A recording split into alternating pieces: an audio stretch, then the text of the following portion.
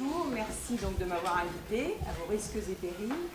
Donc je suis effectivement chargée d'études, c'est-à-dire en quelque sorte je suis enseignante documentaliste détachée à l'Institut français d'éducation depuis 10 ans, même si l'Institut n'existe que depuis quelques années, avant c'était l'INRP. Et donc je travaille dans un service de veille. Nous avons un site et nous signalons sur ce site toutes les informations émanant de la recherche francophone et anglophone essentiellement, un peu hispanophone, selon nos compétences linguistiques. Le but étant, depuis l'origine, de pouvoir faire le lien entre la recherche et le terrain, entre guillemets. Et donc, on essaye de diffuser un maximum d'informations. Tous les 15 jours, on nous envoie à nos abonnés le bulletin des actualités de la veille, c'est-à-dire tout ce qu'on a pu signaler sur notre site dans les 15 derniers jours.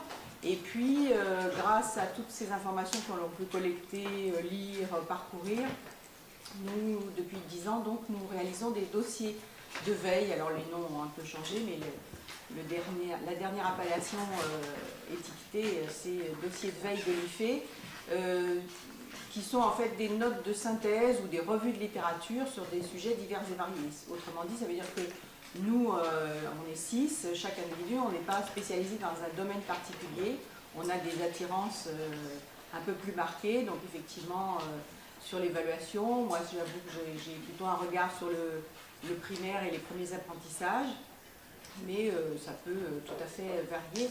Mais le dernier dossier que j'ai fait, par exemple, porte sur l'apprentissage du nombre et des opérations. Donc voilà, ça vous situe la spécialisation que l'on peut avoir au sein du service veille.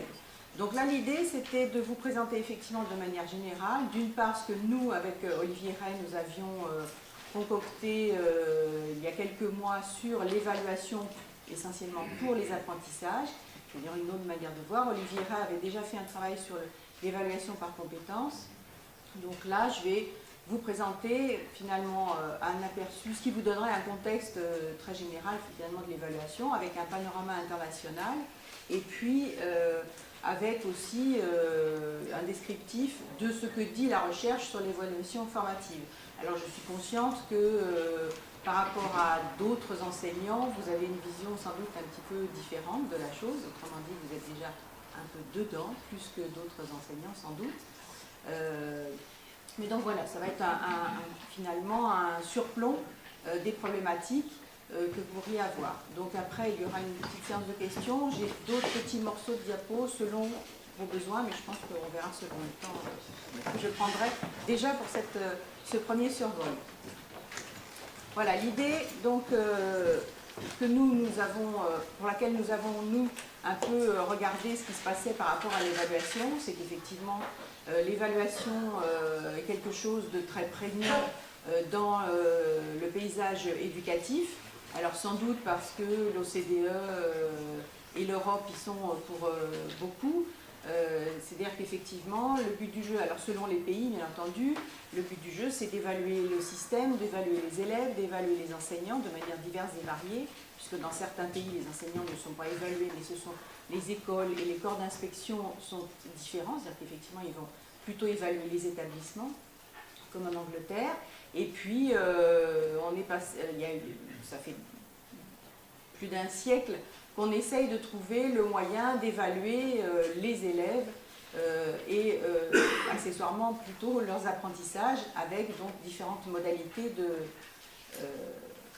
d'évaluation. En sachant que effectivement dans les pays anglo-saxons, la notion de test et de standards d'évaluation sont très prégnants et pourrissent quelque peu les relations pédagogiques que l'on peut avoir avec les apprentissages, enfin, en tant qu'enseignant. Par exemple, je vais passer très rapidement. Le problème donc était, il y a eu un certain nombre de recherches qui ont porté sur le fait qu'on contrôlait et on cherchait à mesurer et que du point de vue de l'élève, comme dit Pierre Merle, c'est pour le moins une phase humiliante, pour reprendre le titre de son livre, L'élève humilié. On a vu aussi qu'au moment de la refondation, il y a eu tout un discours sur la notion de bienveillance. Donc on a essayé de voir comment faire le grand écart entre des préconisation de mesures, d'évaluation fine des élèves et la nécessité d'une part d'aider les élèves dans leurs apprentissages et d'autre part de le faire de manière bienveillante. Donc on note bien entendu que les évaluations internationales PISA sont devenues un guide pour les politiques éducatives nationales, un petit peu partout dans les pays de l'OCDE, essentiellement donc en Europe, puisque nous c'est plutôt l'Europe sur laquelle on veille, avec donc la nécessité dans certains pays de faire du benchmarking. Alors le benchmarking, un nom fort intéressant, moi je l'ai connu à une époque où c'était plutôt lié à l'intelligence économique, c'est-à-dire comment surveiller son concurrent pour faire mieux que lui. Donc c'était vraiment très commercial comme idée, et ça a été repris effectivement par rapport aux résultats qu'on peut avoir dans PISA ou d'autres évaluations internationales, l'idée de je regarde ce que font les autres pour m'améliorer. C'est ce que nous dit désormais l'OCDE, et donc effectivement avec PISA, ça a permis par exemple à l'Allemagne de se poser des questions il y a quelques années quand ils se sont rendus compte qu'ils étaient vraiment très décalés, on va dire, par rapport à la moyenne des pays de l'OCDE. Et puis là, la France s'est aussi rendu compte qu'elle était très inégalitaire, au cas où ils ne s'en seraient pas encore rendu compte. Voilà, donc l'idée, il y a plein de gens qui travaillent sur, qui ont travaillé, parce que ça moins maintenant, sur l'évaluation, comment construire des items, quels indicateurs on peut trouver, etc. Ce qui ne sont pas vos indicateurs à vous, sans doute. Et donc il y a une espèce de confusion entre ces évaluations nationales, internationales, et puis réellement ce qui serait nécessaire de faire. Et donc on a essayé donc de regarder quels étaient les usages et les définitions et les commentaires sur les notions d'évaluation sommative, diagnostic, pronostic, formative, qui sont des fonctions à distinguer. Je suppose que, vu votre cursus et vos pratiques, les définitions ne vous posent pas forcément de problème. Mais par exemple, le mercredi, je suis allée devant des enseignants de REP pour aussi leur parler donc, de manière générale de l'évaluation, puisque dans les plans de formation de la DAFOP, ça devient une notion incontournable dans les formations de ce début d'année. Et on se rend compte que l'évaluation formative n'est pas forcément quelque chose de perçu de la même manière entre les enseignants. C'est-à-dire que certains disaient « moi j'en fais », d'autres non, et en fait, quelque part, soit ils en faisaient tous un petit peu, soit il y avait une erreur sur, disons une confusion entre une évaluation sommative et une évaluation formative, telle que je reviendrai sur le contenu tout à l'heure. Voilà. Et puis savoir que les évaluations certificatives, c'est-à-dire telles que le brevet ou le baccalauréat ou la nécessité de situer les élèves à un moment quelconque d'orientation, selon les pays, parce qu'il n'y a pas que le côté français, pouvaient quelque part polluer les autres types d'évaluations. On se rend compte par exemple qu'aux États-Unis ou en Angleterre, le fait d'avoir des évaluations nationales et des tests qui sont vraiment mis en avant, imposés de manière très régulière, font que les enseignants préparent les élèves à ces tests et laissent de côté, sont obligés de laisser de côté des évaluations qui seraient pour les apprentissages des élèves et non pas pour préparer à ces items très particuliers, des QCM, etc. Donc c'est aussi un problème. On voit aussi qu'en matière de notation, même si le CSE a adopté les projets d'évaluation avant-hier, on voit bien le poids que peut avoir le brevet pour ce qui est du cycle 4, c'est-à-dire que les enseignants peuvent imaginer ne pas noter par exemple les élèves jusqu'en 6e, voire 5e, ça se fait, et puis à partir de la 4e, on songe qu'il va falloir passer au brevet et que donc il va falloir habituer les élèves à avoir des notes. Alors peut-être qu'avec les nouvelles modalités qui ne sont pas révolutionnaires, ça changera un peu, mais donc à voir. Et puis l'autre problème qui a polarisé pas mal les programmes institutionnels, les projets, c'est la nécessité de travailler sur les appréciations, les commentaires, et la manière d'une part de passer le message aux élèves et d'autre part de passer le message aux enseignants, aux parents, pardon, puisque c'est aussi un des problèmes, c'est comment est-ce qu'on va communiquer avec les parents. Alors comme je ne vois pas mes notes, je fais ça à la mémoire. Non mais ça t'arrive pas. Donc je disais, voilà, c'est mon problème, c'est que j'anticipe toujours sur ce que je vais dire après. Donc voilà, l'idée c'était qu'effectivement les résultats d'évaluation occultent les enjeux d'apprentissage. Donc les questions dans les travaux de recherche, c'est la logique de rentabilité immédiate, le rendre compte. Donc en Angleterre, les enseignants doivent rendre compte. C'est important parce que les écoles sont ensuite, donc c'est l'idée du benchmarking, c'est-à-dire que les écoles en Angleterre sont mises en concurrence. Alors il y a des fluctuations, c'est-à-dire qu'il y a eu des périodes où il y avait vraiment une reddition de comptes très forte sur les écoles et sur les enseignants. Et puis il y a des moments où on s'est rendu compte que ça ne marchait pas, enfin il y a des allers-retours à ce niveau-là en Angleterre, mais donc il y a une logique de rentabilité qui n'est pas forcément à l'avantage des apprentissages et des élèves. Et puis l'idée des tests par exemple sont plutôt appuyés sur des compétences de mémorisation, sur la répétition des leçons, etc. Et enfin, bien souvent on a la pression des familles donc sur l'idée qu'une note c'est plus parlant. Donc le fait que les parents aiment bien avoir une note parce qu'ils comprennent mieux, parce qu'ils arrivent à comparer les élèves entre eux, et c'est un peu difficile aussi d'envisager une autre marque, une autre manière d'évaluer les élèves. Alors j'ai mis les moyennes et les notes sont-elles absurdes? On a vu les discussions qu'il y a pu avoir au moment de la refondation, puis l'année dernière au moment de la conférence sur l'évaluation, puis encore récemment. De toute façon, on n'arrivera pas à supprimer les notes, visiblement ça ne marche pas. Pour autant, c'est pas grave. Le problème, c'est pas les notes sur l'appréciation, enfin sur l'évaluation pour les apprentissages, c'est pas forcément le problème. Le problème, c'est bien de ce qu'on fait avec les élèves par rapport à l'évaluation. Puisque moi je me suis plus attachée à l'évaluation formative. Et puis l'idée de moyenne, là aussi dans le nouveau projet d'évaluation on en parle, de moyenne disciplinaire mais pas de moyenne compensatrice. Dans pas mal de pays, par exemple pour le baccalauréat, autrement dit enfin, l'équivalent du baccalauréat, c'est-à-dire la certification qui vient en fin d'enseignement obligatoire, les élèves sont donc évalués, notés la plupart du temps, pour chaque matière. Il n'y a pas de compensation entre les matières, ce qui veut dire qu'un élève qui va être bon en maths va plutôt être poussé ou orienté, ou on va lui dire ce serait peut-être pas mal d'aller faire des études de maths. S'il a une meilleure note en français, il ira en français.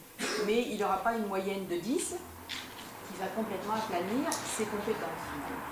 Donc voilà, c'est l'idée qu'une moyenne, on peut la comprendre peut-être dans une discipline, à discuter, mais en tout cas de manière compensatoire, en tout cas en fin d'enseignement obligatoire, voilà, les recherches discutent beaucoup de la question. Et puis, on a vu qu'au moment des grandes discussions, donc à l'automne dernier, sur l'évaluation, dans l'éducation, jouer, c'est pas raisonnable, donc il faut l'effort, hein, Bréguely le dit bien, il faut encourager l'effort et il faut souffrir pour travailler, pour apprendre. Et donc on a une espèce de discussion, de débat entre la bienveillance qui est quand même prônée, y compris à l'OCDE depuis une dizaine d'années, et puis le fait qu'il faut travailler et encourager à l'effort les élèves. Donc c'est bien d'encourager l'effort, il faut juste savoir le dire et en discuter avec les élèves. Voilà, alors dans mon dossier, j'avais assez peu parlé de l'évaluation par contrat de confiance, parce qu'on ne savait pas trop quoi en faire avec mon collègue. Et puis comme François Valli nous a demandé d'en parler, j'ai refait un petit diapo en regardant juste ce qu'avait fait donc, M. Antibi par rapport à ça. L'idée quand même qui est intéressante au départ de la démarche, c'est qu'on se rend compte que bien souvent on demande aux enseignants d'avoir une moyenne dans leur classe. En gros, la moyenne des élèves doit se situer entre 8 et 12. Et à l'université, c'est la même chose. Et donc, si on a de trop bonnes notes, c'est pas normal. Donc, on est un peu montré du doigt en disant lui, il est laxiste, il donne des bonnes notes, c'est pas possible que tous les élèves soient bons, etc. Donc, pour lutter contre ce que Antibi appelle une constante macabre, il voulait revoir un petit peu, donc, et passer plutôt des contrats avec les élèves, préparer les évaluations sommatives, de manière à ce qu'il n'y ait plus cette espèce de distorsion et cette obligation qu'il y ait forcément un paquet de mauvais dans la classe. Voilà. Alors là où nous on discutait, c'est que finalement ça ne porte de notre point de vue que sur l'évaluation sommative et que ça ne... Et ça peut-être qu'on va en discuter avec Antibi et ceux qui sont d'accord sur cette idée-là, c'est que c'est bien que ce soit effectivement préparé, qu'il y ait des objectifs qui soient définis avec les élèves, ça c'est sûr, mais ça n'empêche pas, il n'y a pas de travail sur l'évaluation formative, c'est-à-dire ce qui se fait en dehors de cette évaluation sommative de bilan, en fait. Voilà, il manque encore un volet finalement, à notre avis, sur cette idée d'évaluation par contrat de compétences. Voilà, j'ai juste fait très rapidement. Je vous propose donc maintenant de revoir un petit peu de manière plus précise le panorama international, c'est-à-dire qu'est-ce qui se passe en matière d'évaluation ailleurs. Et puis, donc pour dire que en matière d'évaluation en classe, donc avec les élèves, il y a relativement peu de recherches et les recherches, disons, qui sont utilisées, recyclées, etc., datent d'il y a une bonne dizaine d'années. Donc il n'y a pas forcément de choses très nouvelles sur ce sujet. Et puis, pourquoi? Parce que les évaluations externes, c'est-à-dire donc les évaluations nationales ou internationales, sont des évaluations qui intéressent plus les administrations centrales, toujours avec cette idée de je voudrais savoir où je me situe par rapport à mon pays voisin, etc., qui intéressent les agences indépendantes comme il peut y avoir en Angleterre, puisque c'est une agence extérieure, enfin, du ministère qui évalue les établissements scolaires, puisqu'on n'est pas sur les enseignants, donc, et puis qui intéresse les collectivités locales, parce que dans un certain nombre de pays, la responsabilité et les performances de l'école dépendent des collectivités locales, ça peut être la mairie, comme en Finlande par exemple, et donc elles sont aussi concernées par ce problème, parce qu'il peut y avoir effectivement des conséquences budgétaires, par exemple, pour leur district. Et puis, autre chose, c'est bien entendu la mise en avant des évaluations par compétences, donc qui ont été un peu descendantes à une époque, qui ont pu de la même manière entraîner des débats parce que on disait que les référentiels de compétences, ça venait du monde de l'entreprise et que c'était pas une bonne chose. Et puis petit à petit, les choses se sont installées. On retrouve donc actuellement le socle commun de connaissances, de compétences et de culture, avec 5 domaines, là où en Europe, il y a une dizaine de compétences qui étaient citées au départ.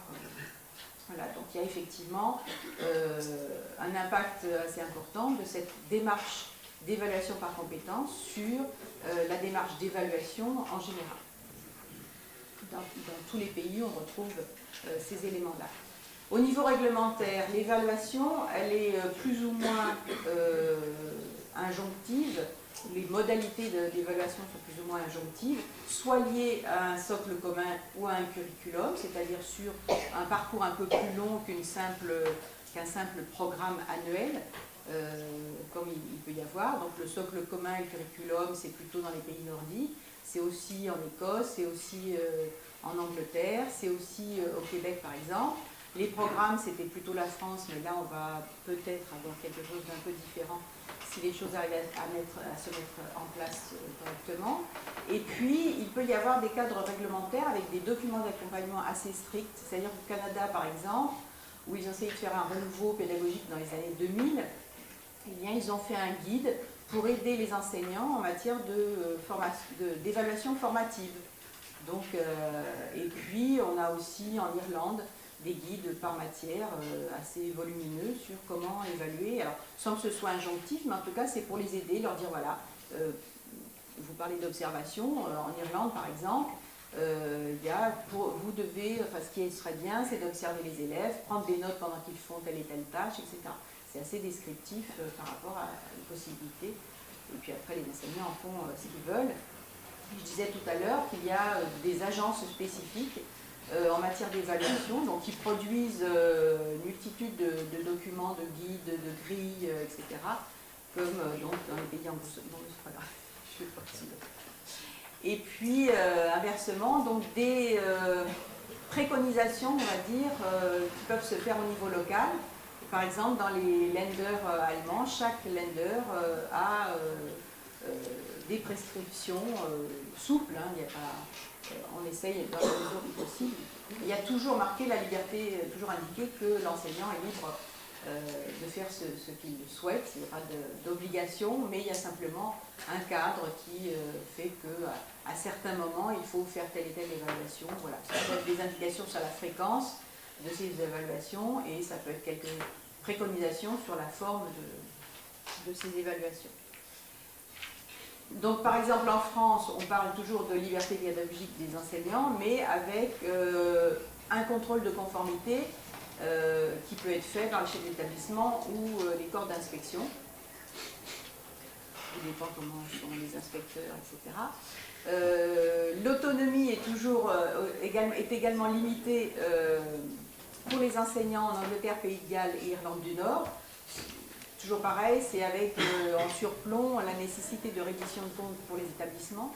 Donc forcément, il y a un moment où il y a un contrôle de conformité par les chefs d'établissement parce que c'est la survie de leur budget et de leur école qui importe. En Allemagne et en Suède, il y a un cadre d'évaluation qui est proposé, mais les enseignants peuvent absolument faire comme ils veulent, à quel rythme, etc. Je vais y revenir. Sur le Québec, même chose, une autonomie sur comment vous évaluez, mais avec des guides, voilà, donnant quelques exemples. Et puis là, les niveaux de responsabilité en matière d'évaluation sont partagés entre le ministère, des commissions pédagogiques et puis les écoles. Alors, quelle modalité d'évaluation on peut avoir? Alors, pour faire je fais une petite aparté, pour faire ce panorama, parce que nous, on travaille sur des travaux de recherche. Or, les travaux de recherche ne font pas forcément de descriptif. Donc, parfois, on utilise les rapports de l'OCDE pour avoir un descriptif. Mais là, il se trouve que le CNESCO, le Conseil national de l'évaluation du système scolaire, a fait une contribution pour la conférence nationale sur l'évaluation. Et donc, ils ont fait un panorama. Donc, vous le trouverez sur le site du CNESCO. Donc, j'en ai fait simplement une compilation rapide. Donc, je disais, sur les modalités d'évaluation, elles sont très diverses, c'est-à-dire qu'on peut avoir des fréquences d'évaluation très variables. On a des évaluations qui se font sur des travaux et des devoirs écrits, comme on peut avoir en France par exemple, ou bien il y a des pays qui privilégient l'auto-évaluation, l'évaluation, l'interrogation orale, l'évaluation par les pairs, ou un suivi individualisé particulier. Et puis, par exemple, en Allemagne, il n'y a pas d'épreuve écrite pour les 2 premières classes du primaire. On a d'autres pays pour lesquels il n'y a pas d'évaluation chiffrée jusqu'à la fin de la 5e, l'équivalent de la 5e. Et ensuite, les enseignants peuvent faire comme ils veulent. Alors, sur la 4e, c'est en Finlande, et il y a un autre pays, il y a la Suède aussi, qui peut adopter des évaluations plus ou moins notées, plus ou moins chiffrées, pardon, plus ou moins tardives. Alors en général, il existe une certaine coopération, j'y reviendrai, avec une harmonisation au sein de l'établissement, et puis une prise en compte des tests nationaux. Donc on sait ici que les tests qu'on a pu faire en CE2, en 6e, à différents moments, selon les années, ont pu poser problème et faire débat. Il semblerait malgré tout que les enseignants du primaire ne détesteraient pas avoir une évaluation en CE2 par exemple, pour simplement avoir des idées d'exercice pour évaluer les élèves, pour pouvoir se situer un petit peu, savoir où ils en sont. Donc après l'usage, le problème ne sera pas de faire remonter au ministère, a priori c'est ce qui se dit, mais que ce soit bien un usage dans l'école pour les enseignants. Voilà, donc sur la notation chiffrée, elle est, en général, il n'y en a plus au primaire. En France, c'est aussi le cas, avec souvent en CM2, on reprend les notes justement pour préparer au collège. Donc là, avec la nouvelle forme, c'est-à-dire le cycle 3 qui va jusqu'en 6e, je ne sais pas comment les enseignants vont se débrouiller, mais bon, voilà. Et puis, l'analyse qui a été faite, c'est de voir aussi si les enseignants avaient pour habitude de mettre des appréciations, si elles étaient importantes, pour accompagner cette note chiffrée. Donc, selon les pays, pareil, vous trouverez des éléments, les appréciations existent ou n'existent pas. Il y a une réglementation qui oblige à mettre des appréciations ou pas. En général, c'est assez peu réglementé. Et puis, la notation varie entre les lettres, des échelles de lettres, des échelles de notes. Alors, un coup 1, c'est très bien, un coup 1, c'est pas bien, ça dépend des pays. Et puis, certains pays utilisent des pourcentages d'acquisition des apprentissages, d'une leçon, etc. Donc, le Québec, c'est sur 100%, et en Corée, c'est variable, donc selon les disciplines. Mais on reste quand même sur une notation chiffrée malgré tout. Et puis, un certain nombre de contraintes malgré tout existent d'un point de vue réglementaire, c'est-à-dire qu'au Danemark, on a un programme de l'élève, c'est-à-dire qu'on demande à ce que la note soit accompagnée d'une analyse qualitative et qu'on indique également les objectifs qui restent à couvrir par l'élève pour arriver à un meilleur niveau dans ses acquisitions. Et puis, bien entendu, toujours des débats en Suisse et en Suède sur le retour de la note. En Suisse, il n'y avait plus de notes et depuis la fin des années, juste un peu avant 2000, il y a eu effectivement une votation qui a fait revenir les notes dans certains cantons. Et en tout cas, en 2000, il y a eu un vote qui a fait que les gens n'ont pas été contre le retour à la notation. Donc, il n'y a pas eu encore d'effet, mais il y a eu, dans certains cantons, en tout cas, un retour des notes.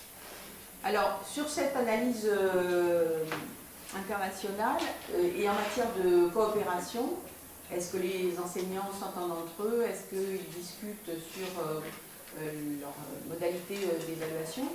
Là, c'est une enquête Stalis, qui est une enquête qui est faite auprès des enseignants essentiellement du secondaire, alors qui est sur la base d'un volontariat de la part des pays, c'est-à-dire que la France n'a pas participé à toutes les enquêtes Thalys, qui ont lieu tous les 4 ans, mais 9% des enseignants au niveau donc des pays qui ont répondu, des pays de l'OCDE qui ont répondu, 9% des enseignants disent ne jamais coopérer avec leurs collègues en matière d'évaluation. En France, il serait 20%.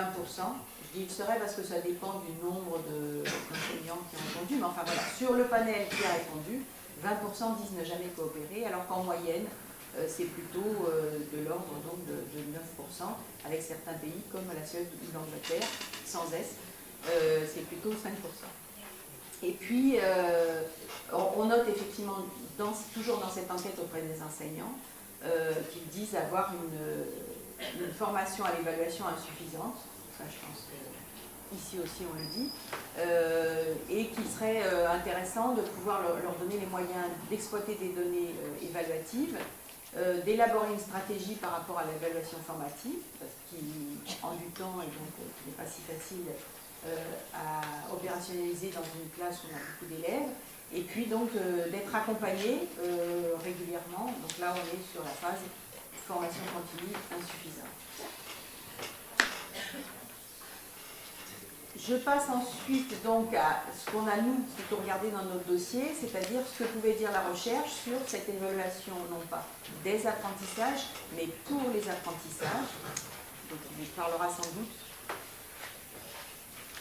dans l'idée que l'évaluation n'est pas pour trier ou classer, mais c'est bien pour donner une valeur éducative à l'évaluation, pour aider les élèves dans leurs apprentissages, pour partager donc des informations, c'est-à-dire que le but du jeu c'est bien de, là pour le coup, comme vous le faites, observer les élèves pour pouvoir voir quelles sont leurs défaillances, là où ils peuvent s'améliorer par exemple, et puis l'idée donc d'évaluer l'apprentissage plutôt que la personne en essayant de faire abstraction au contexte social, aux difficultés de l'élève, n'est pas jugé parce qu'il n'a pas sa règle que forcément il ne va pas réussir à faire son dessin de géométrie, par exemple. Et puis distinguer l'erreur de la faute. Il y a eu quelques travaux sur la dictée, et on a entendu parler dans la presse de l'idée de ne pas noter, défalquer à chaque faute, mais de plutôt regarder ce qui était positif et de pas pour éviter d'arriver à zéro parce que le gamin il aura fait une petite faute dans sa dictée. Et l'idée aussi dans cette évaluation formative d'introduire donc de la coopération et de la collaboration avec les élèves et bien entendu avec les autres enseignants pour que l'élève puisse comprendre que tous les enseignants vont dans le même sens en matière d'évaluation. Là où c'est aussi intéressant à ce niveau-là, c'est de pouvoir travailler sur l'évaluation et le curriculum, c'est-à-dire un parcours. Donc c'est ce qui va être,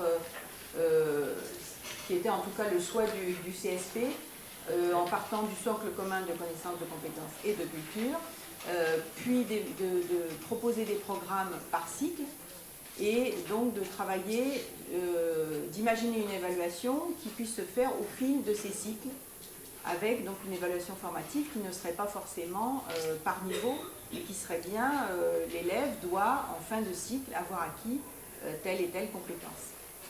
Donc c'est bien pouvoir associer les objectifs de l'évaluation et un curriculum sur un parcours plus long qu'une simple année d'enseignement. Et puis, se dire qu'on travaille bien sûr pour les apprentissages et qu'il faut construire cette évaluation par rapport à ces apprentissages. L'évaluation formative donc n'est pas là pour vérifier forcément, on n'est pas sur le bilan, on est bien sur une évolution des apprentissages et une acquisition et un retour sur les apprentissages avec l'élève. Donc c'est plus comprendre la réalisation de ces apprentissages, c'est-à-dire se centrer sur l'élève, sur les compétences à acquérir, et plutôt que d'imaginer une note. On est bien, je regarde ce que fait l'élève, ce dont vous allez débattre pendant les 2 jours, sur l'observation en fait. Donc le but du jeu, c'est pas à la limite de dire est-ce qu'il a réussi à faire un exercice, mais bien de dire quelle a été la stratégie qu'il a utilisée pour arriver à ce résultat. Donc la question se pose, est-ce qu'il comprend bien les objectifs? Ce que Gautier appelle le malentendu cognitif, c'est-à-dire il va croire, elle prend l'exemple d'un élève en géographie, ils ont fait une carte de la rivière, du fleuve Loire, et puis à l'interro, c'est sur le Rhône, et lors de la première leçon, ils ont colorié en bleu, ils ont colorié en vert, etc. Et l'élève a l'impression qu'il faut qu'il refasse la même chose, alors que le but du jeu, c'était de présenter des villes. Enfin bon, l'exercice exact. Mais donc l'idée, c'est que il faut aussi que l'élève comprenne quels sont les objectifs de l'enseignant. Le but du jeu, c'est pas de faire plaisir à l'enseignant, c'est pas de répéter un exercice, c'est bien de réfléchir sur qu'est-ce que j'ai appris précédemment, comment je peux le réutiliser et quelle va être ma stratégie pour aller au plus vite ou au plus correctement au résultat. Et surtout que l'élève comprenne que, par exemple en maths, il peut très bien avoir un résultat qui est totalement incohérent. Et certains élèves ne se rendent pas compte que leur résultat est totalement incohérent parce qu'ils ont réussi à faire une addition et donc ils l'ont fait dans la bonne forme, selon les bonnes techniques opératoires. Pour autant, le résultat ils ont oublié une virgule en passant et ça devient quelque chose de totalement incompréhensible. Donc voilà, l'idée qu'il faut aussi que les élèves comprennent la démarche et les stratégies. En évaluation formative, c'est un des points importants pour qu'ils puissent s'impliquer, donc comprendre les objectifs, s'impliquer, et puis travailler, observer, revenir régulièrement sur l'évolution du travail des élèves, une fois qu'on a observé. Donc dans pas mal de travaux, on parle de feedback, Autrement dit, de cette espèce d'aller-retour qui va permettre de discuter avec les élèves, ben voilà, là tu n'as pas réussi à faire ça, tu vois, c'est pas tout à fait exact, voilà ce qu'il faudrait, ou bien je te propose de refaire l'exercice, tu revois un petit peu la leçon qu'on a faite, etc. Donc c'est de prendre du temps, et pas forcément structurer son temps d'enseignement et son évaluation entre je fais un diagnostic en début d'année, je fais mon enseignement, je fais un bilan, est-ce qu'il a appris sa leçon, est-ce qu'il a compris, et je passe à la leçon suivante. C'est pas forcément aussi simple, effectivement. Et puis, trouver des modalités. Tout à l'heure, je parlais des différentes pratiques qui ont pu être utilisées dans les pays européens. On a aussi quelques pratiques ici, sur le portfolio, sur l'auto-évaluation, sur la correction par les pairs, etc. Et donc, savoir utiliser toutes les modalités d'évaluation qu'on peut avoir. La nécessité en matière d'évaluation formative, c'est de pouvoir différencier, c'est-à-dire de travailler sur des profils différents, voir que les élèves ne sont pas tous les mêmes. Je sors des évidences, mais sur les principes, alors c'est Black et Williams qui ont travaillé sur l'évaluation formative et qui ont décliné une dizaine de principes. Donc ces principes étaient effectivement de pouvoir percevoir les difficultés des élèves et de modifier sa pratique d'enseignement ou d'évaluation de manière à mettre le doigt là où l'élève devait bouger, lui faire comprendre surtout là où il devait revoir et donc pouvoir remédier, avoir une remédiation entre l'enseignant, les autres élèves et l'élève en question. Alors dans le primaire, dans les réseaux REP entre autres, il y a effectivement constitution de groupes de besoins, c'est-à-dire qu'on fait une évaluation diagnostique, on voit que certains élèves peuvent avoir des problèmes et ils travaillent par groupe de besoins avec des cahiers de réussite qui permettent de suivre un petit peu tout ça.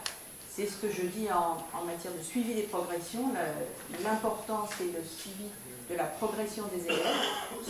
Donc on a vu qu'il y avait un nouveau livret scolaire qui sera plus light que le précédent, peut-être un petit peu trop light, on ne sait pas trop, qui permettra de suivre les élèves par trimestre ou par semestre, qui pourrait constituer le bulletin scolaire qui va suivre l'élève tout au long de son parcours scolaire, mais pas forcément. Je crois que certaines pages des bulletins semestriels ne seront pas forcément intégrés, mais en tout cas, donc, voilà, un bulletin, un livret de compétences qui ne ferait que 2 pages recto verso. Donc on verra ce que ça pourra donner à l'usage. Et puis donc, malgré tout, la nécessité, et c'est aussi une difficulté, de pouvoir rendre compte de cette évaluation formative qui ne ressemble pas à une évaluation habituelle, qui n'est pas forcément notée, qui va demander des explicitations et qui pose parfois problème par rapport aux parents, comme je disais tout à l'heure, qui aiment bien la note et qui ont des difficultés à simplement avoir une appréciation, même si elle est explicite et assez longue. C'est pas toujours évident de leur faire changer d'habitude finalement, mais on y arrive. Donc bien entendu, ça implique par rapport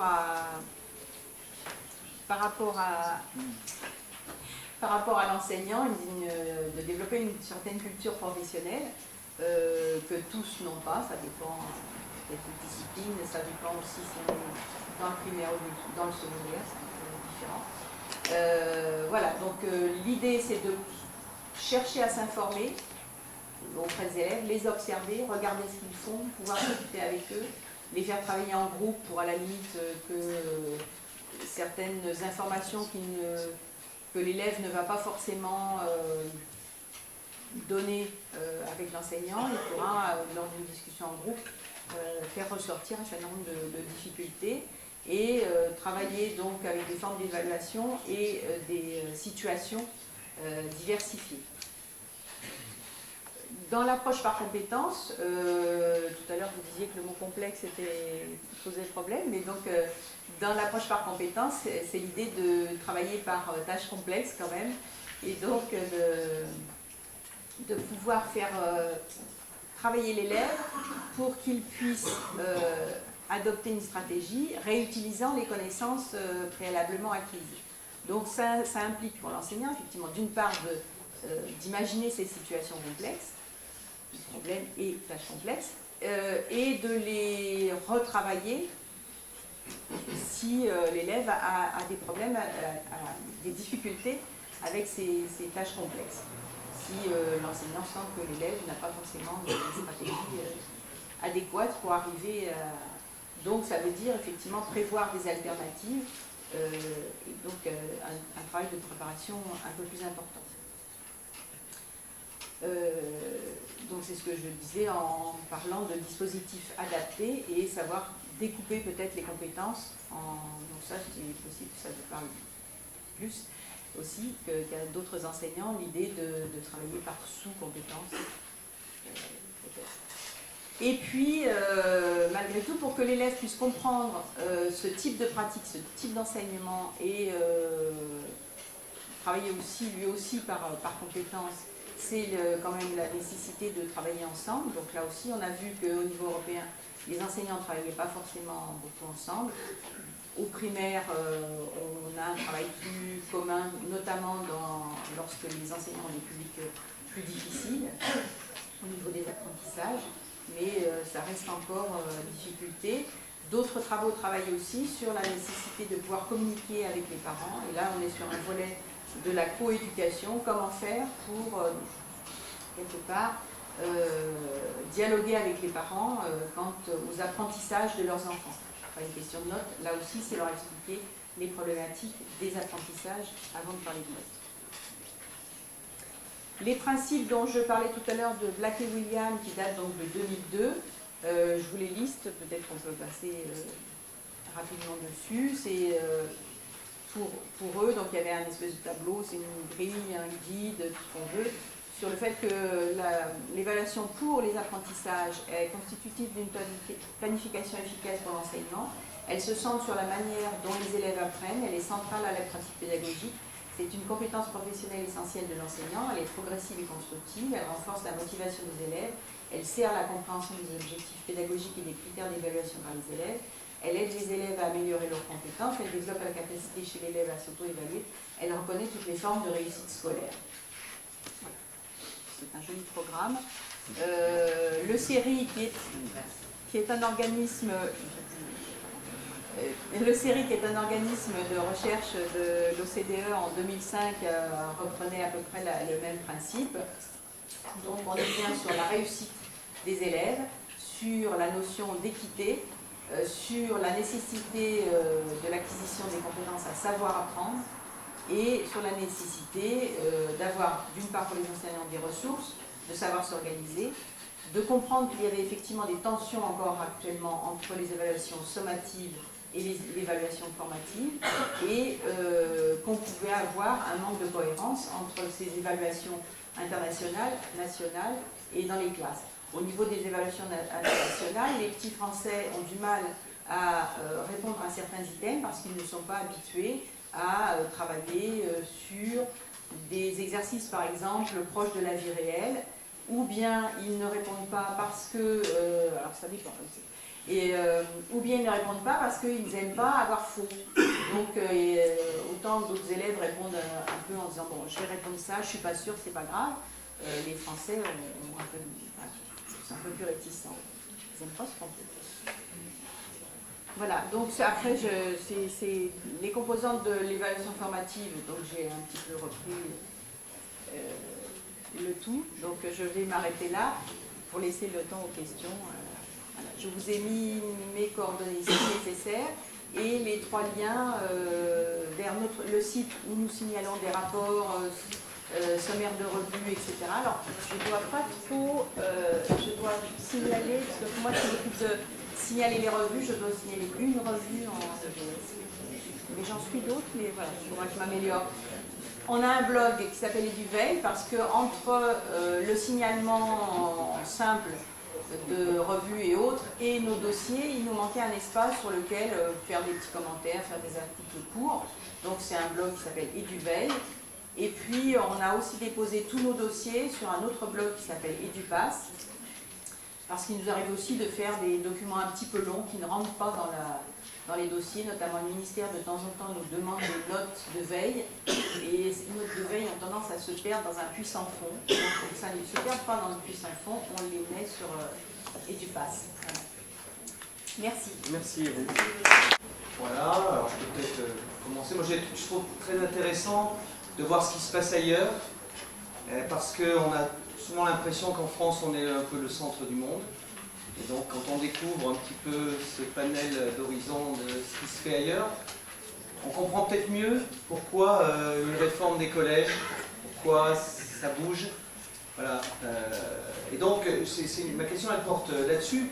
J'ai appris donc, là que certains pays donc, fixent un cadre de programme relativement souple, hein, comme ça semble être le cas actuellement.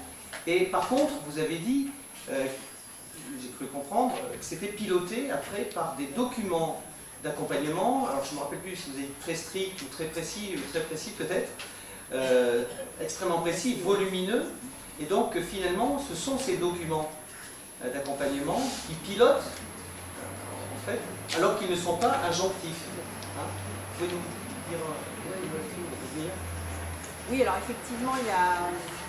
Moi j'ai regardé un petit peu le cas de l'Irlande, pas l'Irlande du Nord, l'Irlande, où on a des petits guides, aussi bien alors, de manière générale sur l'évaluation que sur l'évaluation en français ou l'évaluation en maths. Et donc c'est là où je disais tout à l'heure, il y a vraiment des indications sur il faut observer, prendre des notes, il faut discuter, il faut dialoguer, enfin il y a tout des principes, il faut profiler entre guillemets l'élève dans ses apprentissages, etc. Donc c'est pas injonctif, c'est simplement un document d'accompagnement. Après les enseignants font ce qu'ils veulent. Il peut y avoir, au niveau des injonctions, je pense que sur certains pays c'est plutôt au niveau du chef d'établissement, voire de la commission scolaire, par exemple, au Québec, où il peut y avoir peut-être des injonctions plus précises, mais en général, il n'y a pas de contrainte plus que ça. Il y a un cadre réglementaire, et après, l'enseignant peut s'en emparer.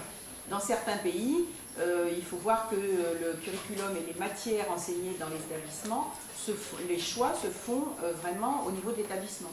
Ça peut être le cas en Finlande, par exemple. Donc on a effectivement des documents qui sont assez intéressants. Moi, j'ai regardé donc l'Irlande, je pense qu'en allant sur le site du ministère irlandais, on a ces documents et ça peut valoir le coup de regarder un petit peu ce qui est proposé.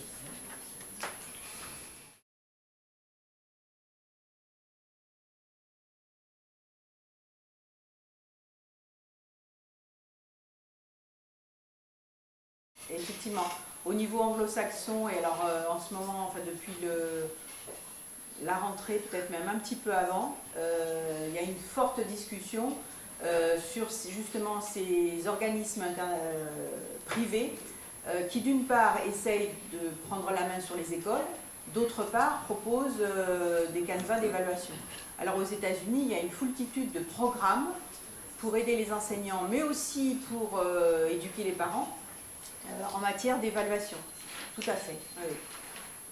Alors je ne sais pas si après on peut parler de menaces de forme scolaire, enfin il y en a qui peuvent le faire, parce que tout dépend de ce qu'on entend par forme scolaire. Mais effectivement, c'est, en tout cas en Angleterre, aux États-Unis, c'est un gros problème. Et je ne sais pas si au Canada, enfin au Québec, il n'y a pas non plus, enfin peut-être pas au Québec, mais il peut y avoir aussi ce genre d'évolution, en tout cas, oui, du privé et de ces programmes faits par des fondations notamment, sur l'évaluation et sur la forme scolaire, le contenu, c'est-à-dire que ça va au-delà de l'évaluation, c'est sur les contenus aussi.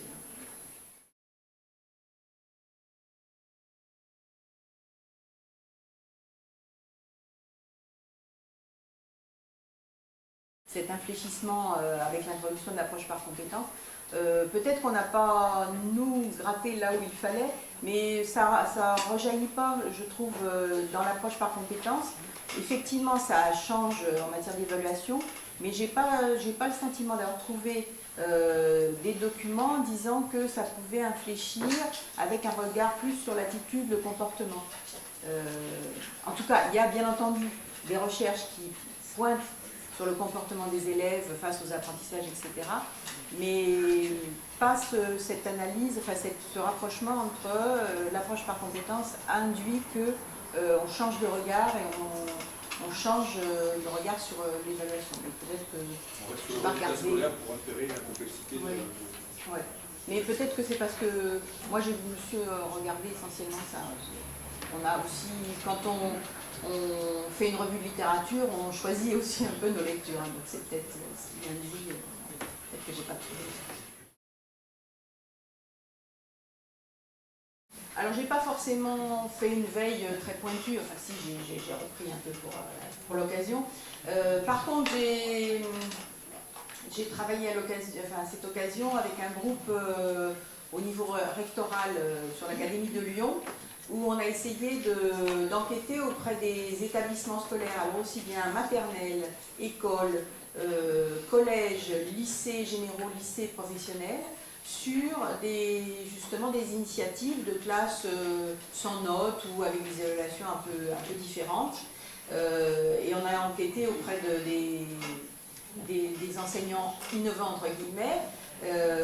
On est allé voir un certain nombre d'établissements, d'équipes, puisqu'en général c'était des équipes qui faisaient ça.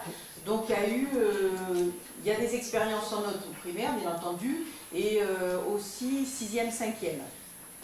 Et a priori, je pense que les problèmes se posent plus en termes d'organisation, justement, c'est-à-dire que tous les enseignants ne sont pas forcément favorables à cette démarche, donc ça pose quelques tensions dans l'équipe.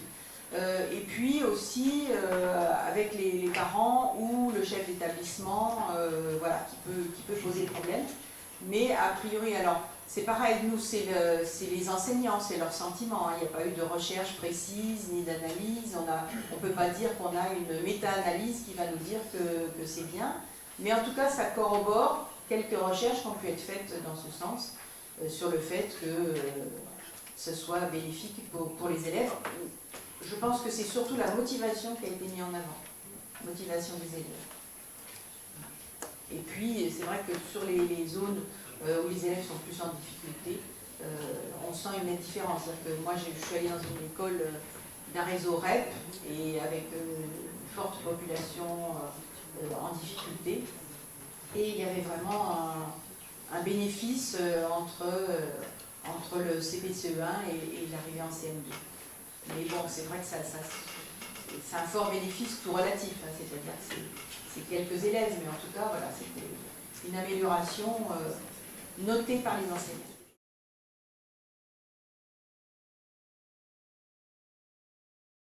A priori, ce serait plus, alors je pense que c'est plus une contrainte et par rapport, alors d'une part peut-être pour certains aux parents, parce qu'on leur a demandé aussi leur avis, hein, c'était les parents, les enseignants, mais je crois que c'est surtout les enseignants qui finalement préféraient ça parce que ça leur facilitait le travail, parce que c'est à la base, c'est surtout les administrations qui avaient proposé cet abandon des chiffres et les enseignants voilà, ont demandé à revenir là-dessus, il me semble, hein, mais je ne garantis pas.